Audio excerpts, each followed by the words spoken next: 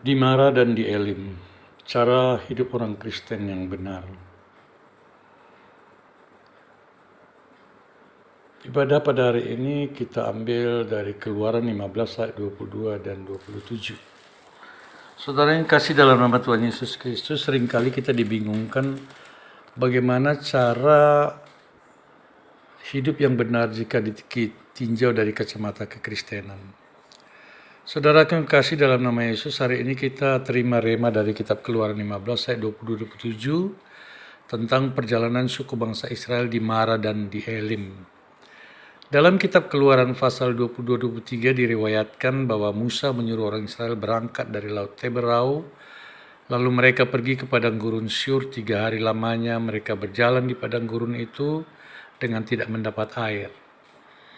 Ayat 23 dikatakan sampailah mereka ke Mara, tetapi mereka tidak dapat meminum air yang di Mara itu karena pahit rasanya. Itulah sebabnya dinamai orang tempat itu Mara.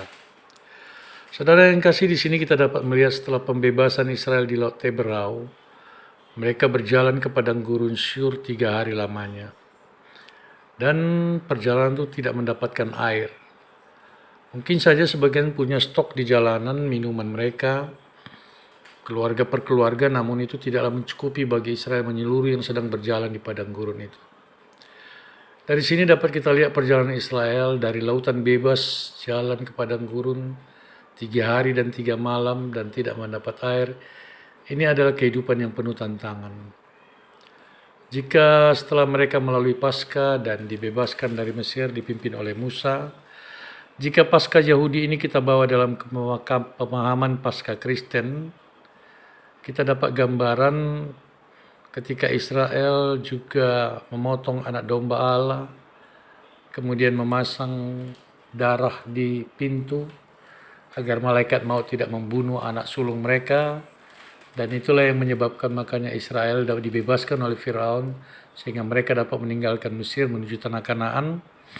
Maka dari keyakinan kita atas pengorbanan Yesus di salib, ganti dosa kita, dan setelah penantian kita dari Jumat Agung, Sabtu Suci hingga Minggu Kebangkitan, dan selama 3 hari itu juga, jika kita hanya dan masih merasa kekeringan rohani, tentu hal ini sama rasanya seperti yang dirasakan oleh bangsa Israel di padang gurun Syur setelah perjalanan 3 hari 3 malam mereka. Lalu diriwayatkan pada pasal 24, lalu bersungut-sungutlah bangsa itu kepada Musa, kata mereka, apakah yang akan kami minum? Mereka kehausan, sama seperti kita juga kita bertanya, apa yang akan kami makan, apa yang akan kami minum? Bagaimana keadaan ekonomi kami yang seret sekarang ini? Bagaimana cara kami menanggulangi hutang kami yang semakin membengkak? Sampai kapan wabah COVID ini berakhir? Apa yang harus kami lakukan? Inilah juga yang terjadi bagi kita di dalam perjalanan hidup kita. Namun seperti bangsa Israel itu, pantaskah kita bersungut-sungut dan khawatir? Karena dalam kitab Keluaran pasal 25, Musa berseru-seru, dikatakan situ Musa berseru-seru kepada Tuhan, dan Tuhan menunjukkan kepadanya sepotong kayu. Lalu Musa melemparkan kayu itu ke dalam air, lalu air itu menjadi manis. Saudara yang kasih dalam nama Yesus, sama seperti Musa, jika kita hidup mau dipimpin, tidak takut dan percaya saja atas firman-Nya, janjinya, apa kata Roh Kudus, maka kita akan terima kemanisan hidup ini. Yesus juga terus berseru-seru kepada Bapa di sorga agar kita terbebas dari akar pahit kehidupan di dunia ini.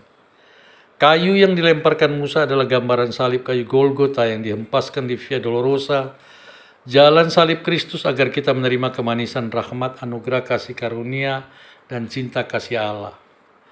Dan selanjutnya dikatakan dalam kitab Keluaran itu, di sanalah diberikan Tuhan ketetapan-ketetapan dan peraturan-peraturan kepada mereka bangsa Israel, dan sama seperti kita, di sanalah Tuhan mencoba mereka. Dengan pengertian kayu salib Yesus, marilah kita terima ketetapan dan peraturan firman, serta teladan Kristus untuk kita hidupi agar kita dapat mencapai kehidupan sorga kelak.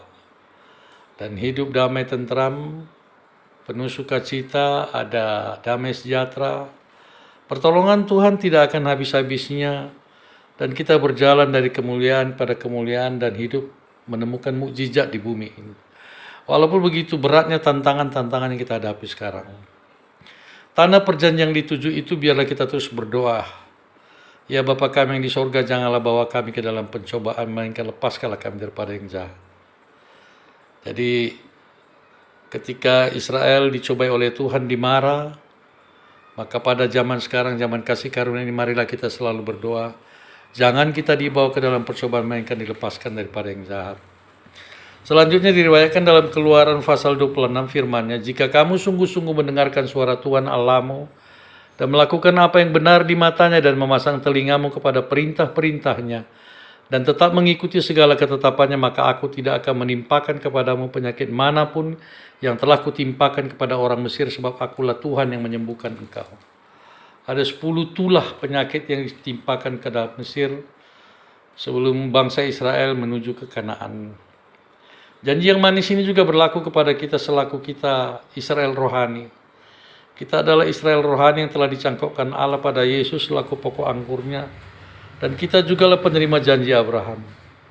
Dengan melakukan apa yang benar, peka terhadap suara Roh Kudus, dengan iman selalu dengar-dengaran akan firman Yesus, tetap mengikuti ibadah dan jalan kebenaran Yesus, maka jaminan kebebasan atas segala kutuk penyakit akan menyelubungi dan melindungi kita sepanjang hidup kita.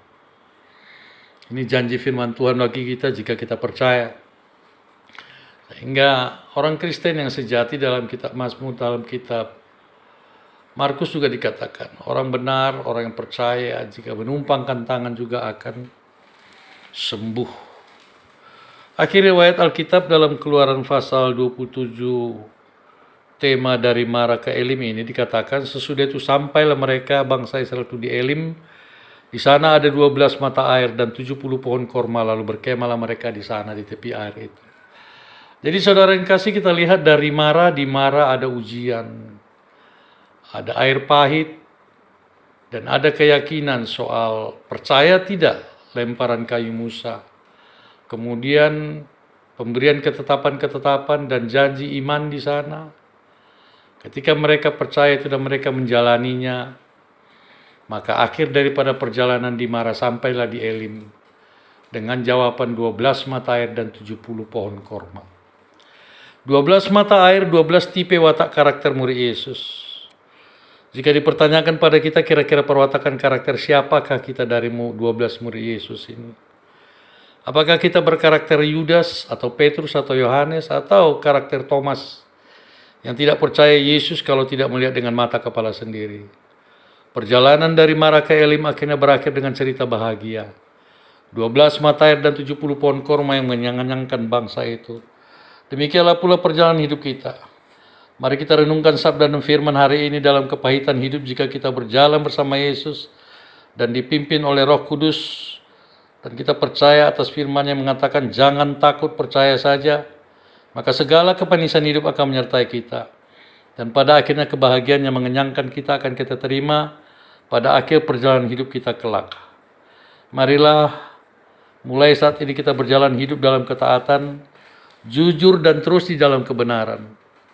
Dengan pimpinan Yesus, pimpinan Roh Kudusnya, doa ibadah kita, penyembahan kita kepada Allah yang Maha Kuasa, percayalah pada akhirnya kita akan menerima kebaikan, berkat dan rezeki di dunia sekarang ini dan di sorga yang akan datang. Tuhan Yesus menjagakan kita dan memberkati kita selalu. Tuhan memberkati. Amin.